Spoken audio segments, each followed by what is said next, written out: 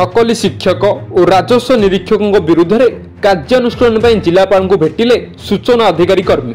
भद्रक जिले में विभिन्न ब्लॉक रे किछि शिक्षक सर्टिफिकेट जालियाती तथा सीटीओ युक्त 2 पाठ्यक्रम एक संगे करिथिबा भली तथ्य संग्रह करिसेंती सूचना अधिकारी कर्मी।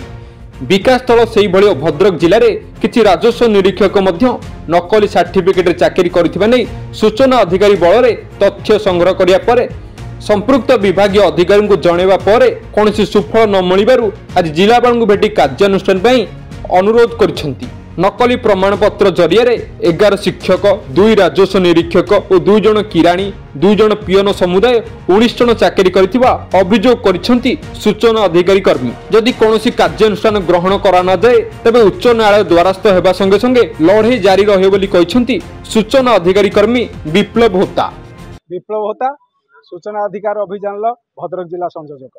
अभियोग कौन बारंबार दीर्घ 21-22 मसीह आज जाए समान अभियोग को बारंबार जिला मुख्य को दे चली।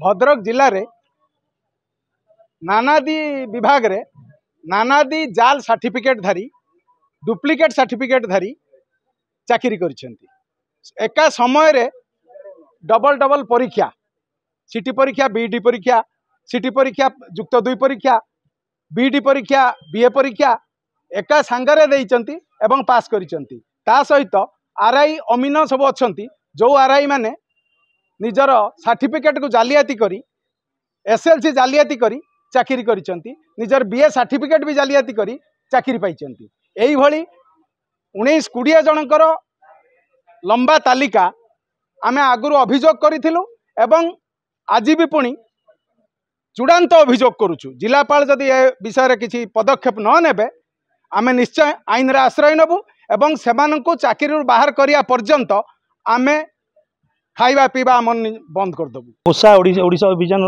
मु सेक्रेटरी अभियोग आगे 19 जन नार दउचु आमे संघ तरफ मिसी दिया होची 19 जन संजू दिया होची। आपण ता देरे आपनकर जिलापाल को ए बाबद को आमे जणैलु 2 वर्ष लानी जिला शिक्षा अधिकारी को 2 वर्ष जणैलु सब जानि चन से माने इनक्वारी चली इनक्वारी आज्ञा 6 मास 2 मास 8 मास इनक्वारी आज्ञा 2-3 वर्ष लेके इनक्वारी करा होची ना से बाबद को हम जनइलु आज एते पतला किछ न हो बाध्य आमे कलेक्टर को देखा करिवु। जदि कलेक्टर महोदय किछ एक्शन न नियंती आमे होची धारणा बसिया संगे संगे हाई कोर्ट उच्च न्यायालय द्वारस्थ होबु।